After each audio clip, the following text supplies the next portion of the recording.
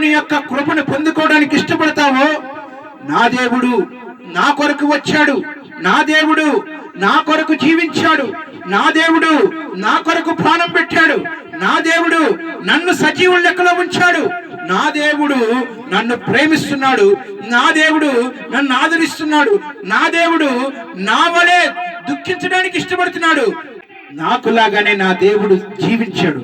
కానీ నా దేవుడు పాపం ఎరగనివాడు, నా దేవుడు కళంకం ఎరగనివాడు, నా దేవుడు పాపపు స్వభావం లేనివాడు. ఆయన మాటల్లో పరిశుద్ధుడు, ఆలోచనలో పరిశుద్ధుడు, జ్ఞానంలో పరిశుద్ధుడు, చూపులో పరిశుద్ధుడు, నడకలో పరిశుద్ధుడు. ఆయన జీవించిన కాలమంతయు కూడా పరిశుద్ధ జీవితం జీవించాడు, పరిశుద్ధుడిగా జీవించాడు. ఈ ప్రపంచం మొత్తానికి కూడాను పరిశుద్ధునిగా ఎన్నిక చేయబడ్డాడు. ఆయనే సర్వోన్నతుడైన నజరేయుడైన యేసుక్రీస్తు.